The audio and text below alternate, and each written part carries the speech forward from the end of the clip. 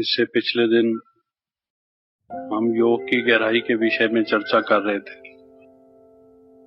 चूंकि समय हो गया था इसलिए वो क्लास अधूरी रह गई थी, परंतु योग का विषय हमारे इस ईश्वरीय विश्वविद्यालय के जो अध्ययन का पाठ्यक्रम या कोर्स है उसमें बहुत अधिक महत्व रखता है। बाकी जितने भी विषय हैं वो योग के लिए सहायक हैं, लेकिन हमारे जीवन की जीत हार का जो प्रश्न है, उन्नति और अवनति का जो प्रश्न है, वो योग ही से जुटा हुआ है। बाबा जो बहुत दफा कहते हैं कि ये रेस है जिसमें हम सब हिस्सा ले रहे हैं और इसमें हमें आगे बढ़ना है, पुरुषार्थ को तीव्र करना है, तो उस सारे पुरुषार्थ के लिए योग का विशेष महत्व है। जो योग पर अटेंशन देगा योगी बनेगा। केवल योग अभ्यास ही नहीं, योग अभ्यास या मेडिटेशन तो उसका एक पार्ट है, लेकिन जीवन भी हमारा योगी जीवन हो, योगी पद्धति हमारे जीवन की पद्धति हो। योगी का दृष्टिकोण, योगी का व्यवहार, योगी का आहार, योगी का सोना उठना बैठना, योगी की जो सारी दिनचर्या वो बाकी संसार के अन्य जो लोग हैं उनसे भिन्न होती है। तो हमारा जीवन भी योगी जीवन हो और अभ्यास भी हम योग का करते रहें, इसी पर ही हमारे सारे पुरुषार्थ का आधार है। और ये भी हमने समझ लिया कि वो जो हमारा सारा पुरुषार्थ है वो आने वाले 21 जन्मों के लिए या 2500 वर्षों के लिए है। तो उससे आप अंदाजा लगाइए कि योग का कितना महत्व हुआ। बहुत सी फिलॉसफीज में एक प्रश्न आता है, क्वेश्चन उठाया जाता है कि वो कौन सी विद्या है जिस विद्या को पढ़ने से, जिस विद्या के अभ्यास से या जिस विद्या के धारण करने से सर्व प्राप्तियां हो जाएं और किसी भी पुरुषार्थ की आवश्यकता ना हो। तो उसका उत्तर यही है कि वो स्वयं को जानने की विद्या है। लेकिन वो स्वयं को जानने की विद्या केवल बौद्धिक रूप से, शाब्दिक रूप से नहीं। ऐसा नहीं कि केवल हमने उसके लिए 1 वीक कोर्स में समझ लिया कि मैं ज्योति बिंदु आत्मा हूं, बल्कि जानने का अर्थ है अनुभव करना। मैं आत्मा हूं और अगर आत्मा शरीर से भिन्न सत्ता हूं तो उसका मुझे अनुभव होना चाहिए। परमात्मा हैं और वो शांति के सागर हैं, आनंद के सागर हैं इत्यादि, तो उसका मुझे अनुभव होना चाहिए। अनुभव के बिना कैसे मालूम होगा कि वो आनंद क्या है, वो परमात्मा का प्यार क्या है। सभी लोग कह देते हैं परमात्मा प्यार का सागर है, उसकी एक बूंद के प्यासे हम, लेकिन उसका प्यार अगर हमने पाया नहीं, अनुभव किया नहीं, तो वो जाना ना जाना एक बराबर है लगभग। तो वो ऐसी विद्या है योग जिससे सारे पुरुषार्थ संपूर्ण हो जाते हैं। उदाहरण के तौर से आप देखिए, कोई व्यक्ति बीमार पड़ता है तो बीमारी से छूटने का उपाय क्या है? डॉक्टर के पास जाना, उससे औषधि लेना। तो डॉक्टरी विद्या जरूरी क्यों है? रोग के निदान के लिए। तो ये एक पुरुषार्थ हो गया स्वास्थ्य को ठीक रखने के लिए। इसी प्रकार से मनुष्य को आजीविका चाहिए, उसको अपने जीवन निर्वाह का कोई साधन चाहिए, कोई आर्थिक पहलू भी उसका ठीक हो, इकोनॉमिक एस्पेक्ट। धन भी एक जरूरी चीज है। उस धन को कमाने के लिए मनुष्य कोई व्यापार या कोई उद्योग या कोई व्यवसाय करता है, ये दूसरा पुरुषार्थ है। तन के लिए मैंने एक बात बताई आपको। इसी प्रकार तन के लिए भोजन बनाना, तन के लिए स्नान करना, तन के लिए कितनी चीजें चाहिए। इसी प्रकार से जो धन है उसको इकट्ठा करना, कमाना, फिर उस धन से मकान बनाना, रहना इत्यादि, कितनी सारी चीजें चाहिए। लेकिन एक एक बात के लिए एक एक पुरुषार्थ अलग अलग करना पड़ता है, और वो भी थोड़े से समय के लिए हमें उपलब्धि या प्राप्ति होती है। योग एक ऐसा पुरुषार्थ है जिससे कि हम इन सब बातों से 21 जन्म के लिए छूट जाते हैं। सतोगुणी प्रकृति मिलती है, वहां रोग का नाम निशान नहीं, वहां पर कोई प्राकृतिक प्रकोप नहीं, वहां पर कोई लड़ाई झगड़ा और इस प्रकार से जेलें और पुलिस और बाढ़ धाड़, कोई पड़ोसियों से अनबन या इस किस्म की कोई बात नहीं। तो जिसको हम स्वर्ग कहते हैं या संसार, सुखमय संसार कहते हैं, वो बिना योग के आ ही नहीं सकता। योग के बिना हमारे सब प्राप्तियां हो ही नहीं सकती। तो इसलिए इतना महत्व है योग का, अगर आप उसकी गहराई में जाएं। और इस अंतिम जन्म के जो थोड़ा सा अंतिम समय रहा हुआ है, इतना ही समय मिला है हमें उसमें पुरुषार्थ करने के लिए, जबकि 63 जन्मों के विकर्म हमारे रहे हुए हैं जिन्हें हमें दग्ध करना है। और हमारी जो वास्तविक स्थिति से उससे कितना नीचे हम उतर चुके हैं, यहां तक कि बार बार भूल जाते हैं। रोज मुरली में बाबा कहता है आत्माभिमानी बनो, सोल कॉन्शियस बनो, फिर दोबारा फिर हमें रिमाइंड कराने की जरूरत रहती है।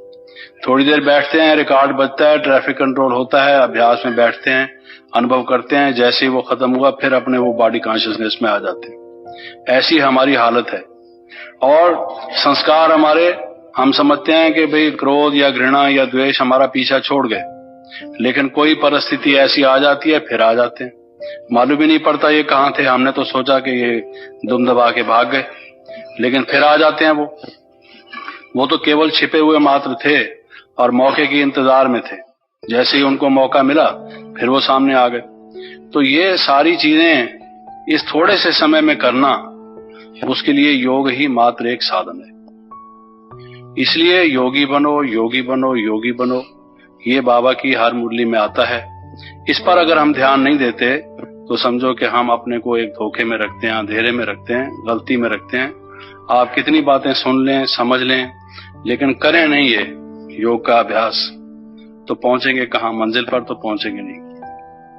कहने को भले कहें कि अब हमें घर वापस जाना है, तो वो तो फिर मच्छरों के सदृश जब विनाश होगा जाएंगे तो उसमें एक मच्छर हम भी होंगे, वो बात अलग है। लेकिन अपने पुरुषार्थ से उस स्थिति को हम प्राप्त करें, ऐसा तो तभी होगा जब हम योग का अभ्यास करें। तो उसी योग की चर्चा मैं कर रहा था।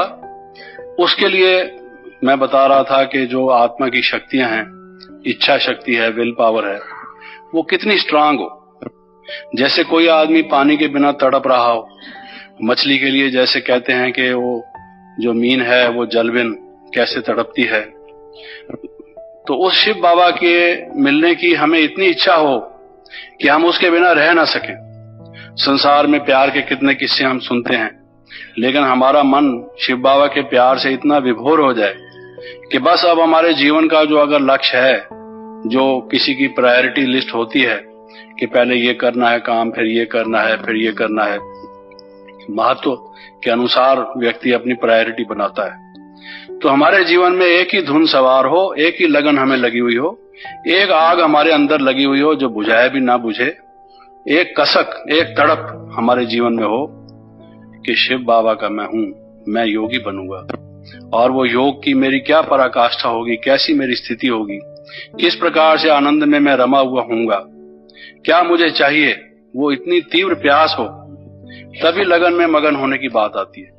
तो वो मैं कहता था कि सबसे बड़ी बात वो इच्छा की जो है, साइकोलॉजी में भी कहते हैं कि सबसे पहले कोई भी अगर पुरुषार्थ या अटेम्प्ट, एफर्ट करनी हो तो उसके लिए मोटिवेशन चाहिए। मोटिवेशन के बिना किसी व्यक्ति को जब तक प्रेरणा ही ना मिले, कोई कार्य करने की इच्छा ही ना पैदा हो, तो करेगा कैसे? इसलिए आपको मालूम है ये सारी जो महाभारत है उसके मूल में दुर्योधन से सारी बात जो की गई, दुर्योधन कहता है जानामि धर्मम न च मे निवृत्ति, जानामि अधर्मम न च मे निवृत्ति, जानामि धर्मम न च मे प्रवृत्ति।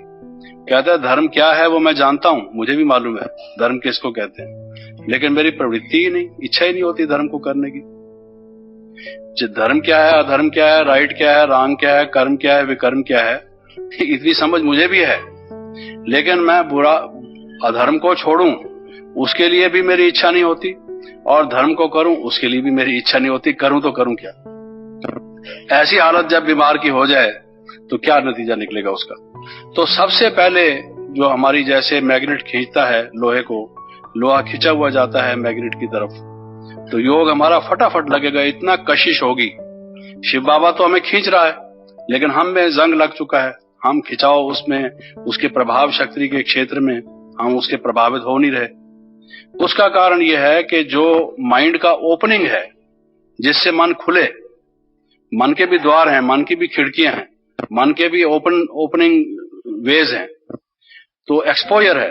जैसे मान लो किसी व्यक्ति ने अपने कमरे में बंद कर रखा हो अपने को, बाहर सूरज की बड़ी अच्छी सी धूप हो, लेकिन वो उससे वंचित है, उसने रोशनदान, खिड़कियां, दरवाजे सब बंद कर रखे हैं, पर्दे तक लटका रखे हैं कि कोई सूरज की किरण तक भी वहां आ नहीं रही, कुछ मालूम भी नहीं हो रहा कि दिन का टाइम है कि रात का टाइम है, तो उसका क्या हिसाब होगा। तो ये माइंड की जो ओपनिंग है, जो एक्सपोजर है शिव बाबा के प्रति, पहली वो है इच्छा। आप जब सोते हैं तो पहले इच्छा करते हैं, आप काम बंद करो, अब हमने सोना है। उठते हैं तो यही होता है कि अब हमने काफी सो लिया, चलो अब हम काम करते हैं। कोई भी कार्य, कोई भी पुरुषार्थ से पहले इच्छा होती है, इच्छा के बिना कार्य नहीं होता। वो इच्छा जितनी आपकी तीव्र होगी, उत्कट होगी, भड़की हुई होगी, जैसे आग धधक जाती है एकदम, तो उतनी ही योग की आपकी जो ज्वाला है वो प्रज्वलित होगी। योग की जो इंटेंसिटी है, योग की जो डिग्री है, मैं पिछले दिन यही कह रहा था कि पहले पहले इच्छा शक्ति प्रबल, जिसको कहा जाता है हार्ट, माइंड एंड सोल, पूरी तरह से कूद जाएं जब किसी काम में हम लग जाते हैं, जब अपने आप को खो देते हैं संसार से, वो तभी होता है हमारा माइंड का एब्जॉर्प्शन, हमारा मन उसमें मग्न हो जाए, विलीन हो जाए, वो तभी होता है जितनी स्ट्रांग हमारी इच्छा होती है। इस काम को हमने करना है। बच्चा कोई काम कर रहा है, माँ उसको कहती है खाना खा ले, कहता है माँ अभी ठहर जा, मुझे पहले ये कर लेने दे, क्योंकि उसके खाने की इच्छा नहीं है, भूख चाहे लगी भी हो, लेकिन भूख को दबा के भी बैठा हुआ है, क्योंकि उसका कल पेपर है और वो पहले ये काम करना चाहता है। उसकी इच्छा नहीं है खाने की, भूख है तो भी इच्छा नहीं है, लेकिन उस काम को करने की इच्छा है। चाहे सोने का टाइम हो गया है, माँ भी कह रही है, माँ का, बड़ों का कहना मानना भी जरूरी है, उस सब को हटा के भी उसकी इच्छा इस काम को करने की है, तो उसका अटेंशन उधर लगता है। जो चीज वो बताती है नहीं अच्छी चीज बनी है, गर्म है, ठंडी हो जाएगी, वगैरह वगैरह, लेकिन उसके लिए सारे प्रलोभन वो खत्म है, आज उस तरफ उसका अटेंशन है। तो योग में सबसे बड़ी बात जो है वो है अटेंशन, यानी मन का एकाग्रता क्या है, कंसेंट्रेशन क्या है। Concentration is the heightened attention. जो अटेंशन की पराकाष्ठा है उसका नाम कंसेंट्रेशन है। एकाग्रता की जो परम सीमा है उसको हम कंसेंट्रेशन कहते हैं। एक ही सेंटर पर मन को एक जमा देना। लेकिन वो अटेंशन, कंसेंट्रेशन से पहले क्या है, अटेंशन। अगर हमारा दुनिया से अटेंशन हटेगा नहीं तो शिव बाबा की तरफ लगेगा कैसे। तो योग में हम क्या करते हैं कि शिव बाबा पर अटेंशन लगाते हैं। हम सब तरफ से अटेंशन हटा के उस शिव बाबा पर लगाते हैं। इच्छा ही ना हो तो अटेंशन कैसे होगा। अटेंशन उस तरफ जाता है जिस तरफ इच्छा हो। अब स्कूल में टीचर कह रहा है स्टूडेंट को, बच्चे ब्लैक बोर्ड पर ध्यान दो, मैं ये समझा रहा हूं थ्योरम, इस पर तुम विचार करो। उसकी इच्छा यह है कि घंटी बजे और फुटबॉल लें और हम ग्राउंड में जाके खेलें। मास्टर जी तो बोरिंग बातें रोज यही करते हैं। उसकी इच्छा नहीं सुनने की। आंखें उसने ब्लैक बोर्ड पर लगा रखी हैं ताकि मास्टर जी ये ना कहें कि ये कहीं और देख रहा है, उसको ये ना कहें stand up on the bench और गेट आउट। तो बाहर से तो देख रहा है लेकिन उसके मन का अटेंशन नहीं है। आंखें खुली हैं, ब्लैक बोर्ड की तरफ हैं, लेकिन मन की जो आंख है वो ब्लैक बोर्ड पर नहीं है, वो तो फुटबॉल और प्लेग्राउंड पर और कौन कौन सी हमारी टीम के स्टूडेंट्स हैं वो उस पर है।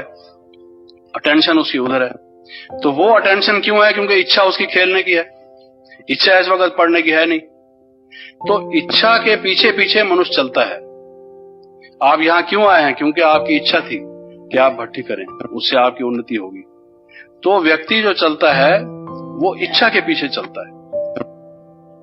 तो इच्छा की जो हाइटेंड अवस्था है, जो पराकाष्ठा की अवस्था है, जो अटेंशन के रूप में, कंसेंट्रेशन का रूप ले लेती है, उसी का लगन में मगन, जिसको मैं कह रहा था, मगन अवस्था का नाम योग है। और वो मगन तभी होगा जब पहले पहले इच्छा हमारी बिल्कुल तीव्रतर होगी। ओहो, उसके बिना रह नहीं सकते, कुछ सूझता ही नहीं, जैसे आदमी खो जाता है।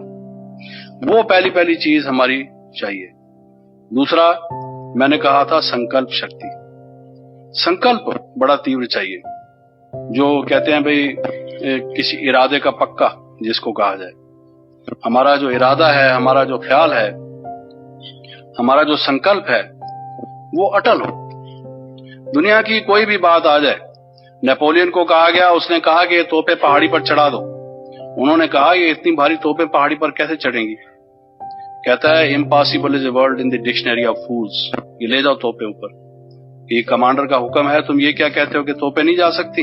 ये ले चलो ऊपर, ये जाएंगी।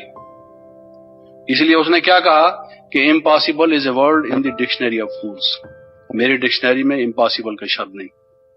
तो क्या था उसके जीवन में? बड़ी बड़ी लड़ाइयां बड़े बड़े कमांडर्स ने कैसे जीती? कि उनके मन में जो संकल्प था वो एक दृढ़ संकल्प था। लोग अपनी बातें करते थे, ये नहीं हो सकता, ये हमारे पास साधन नहीं, ये फलां चीज नहीं, लेकिन जो करने वाले होते हैं वो कर गुजरते हैं, सिर पर कफन बांध के भी कर गुजरते हैं। तो उसने कहा कि चढ़ाओ इसको। कैसे नहीं चढ़ती? चढ़ानी पड़ी, चढ़ी वो। तो जहां पर संकल्प होता है वहां व्यक्ति पहुंच सकता है।